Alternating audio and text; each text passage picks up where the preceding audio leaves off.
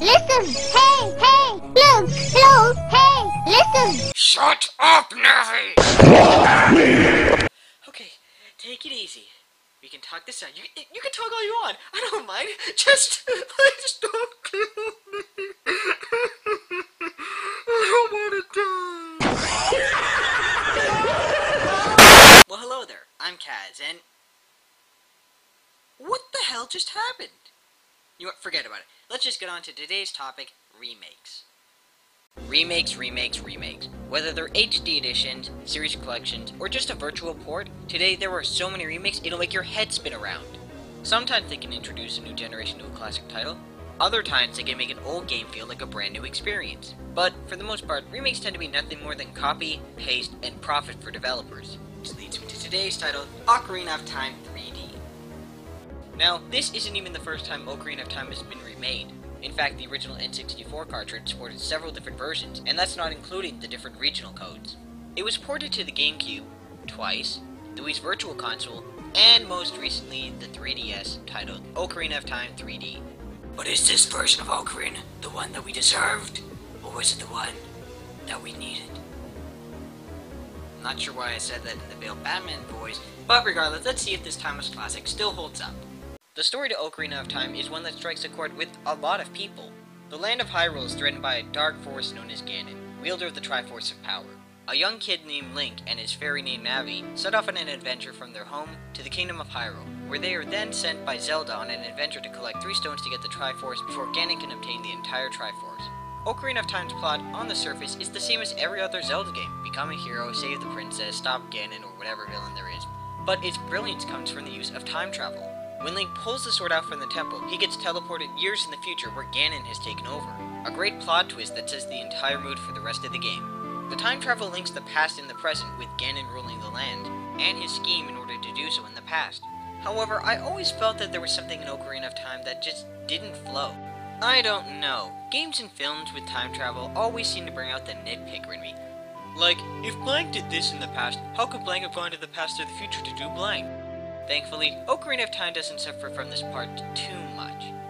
No, Majora's Mask and Wind Waker had to suffer because of the whole confusing time, which I'm not going to get into because this whole thing is just a mess that's been discussed by other people. But anyway, Ocarina of Time's plot was pretty fitting for the time because it's a tale of maturity. Most people who played Ocarina of Time when it first came out grew up on the NES as kids, and they were moving on with their lives as adults, if not beyond that stage. In that same way, Link gives up his childhood to become the hero of time to save the fallen land from Ganondorf. It's a very moving tale of growing up, and it's the same reason why I felt so sentimental when I watched Toy Story 3 in the theaters for the first time. It's something that I grew up with and have fond memories of, but at the same time have grown to appreciate the series for more than just nostalgic memories. It makes you see these characters with a different and more mature perspective. It's a tale that puts a smile on many people's faces, and to this day, still holds up. Now, as timeless as Ocarina of Time's story is, does the gameplay still hold up? Well, since none of you can answer my question, I'm gonna do that myself. The short answer? Yes. The long answer? Ocarina of Time was one of the first games to jump to the third dimension and get it all right. Sure, Super Mario 64 came out first, but Super Mario 64 is more of a test for what the Mario series could do in the third dimension. In many ways, Ocarina of Time is the perfection of the Zelda formula, which, if you're not familiar with, goes something like this. Solve some simple puzzles, beat a mini-boss, get a new item, use that item, beat a boss, and move on to the next dungeon. In Ocarina, however, you have 2 worlds to explore, the world with Young Link and the world with Adult Link.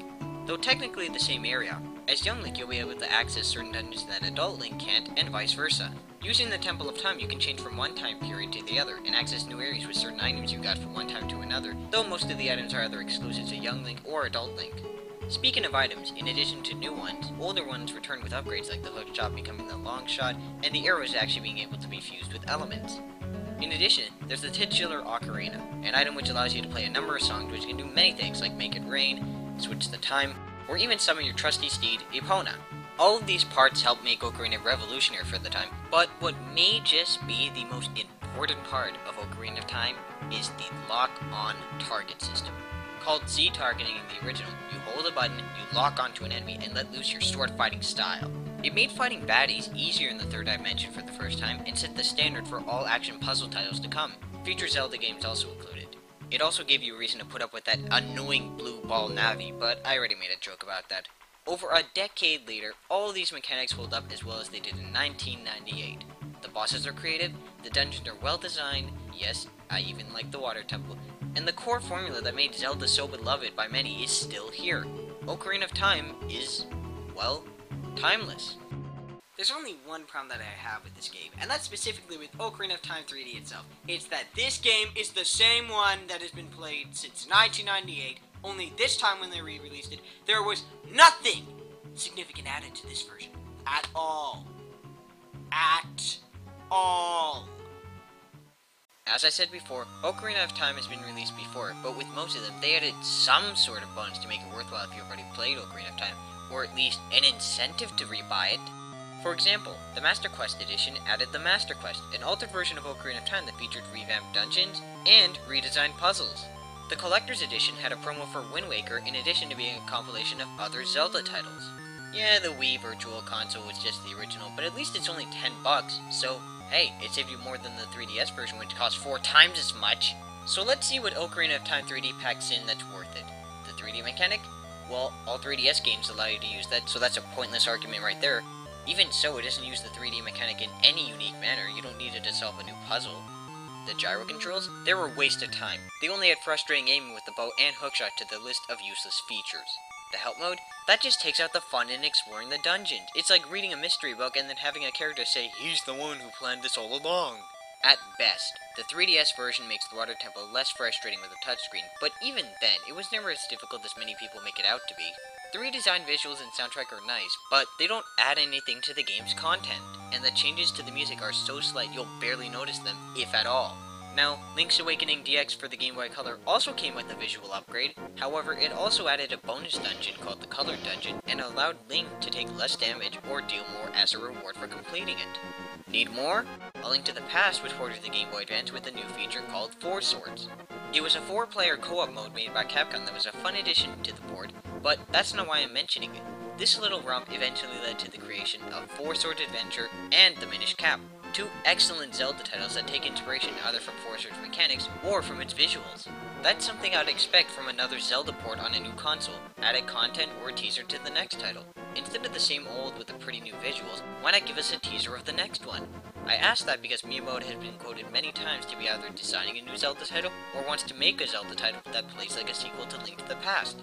Imagine how amazing it would have been to have been given a simple mode with a Link to the Past style visuals that you can play with your friends like Four Swords, add in a mode with Street Pass to unlock randomly generated dungeons by the staff at Grezzo, or Grizo, however it's pronounced.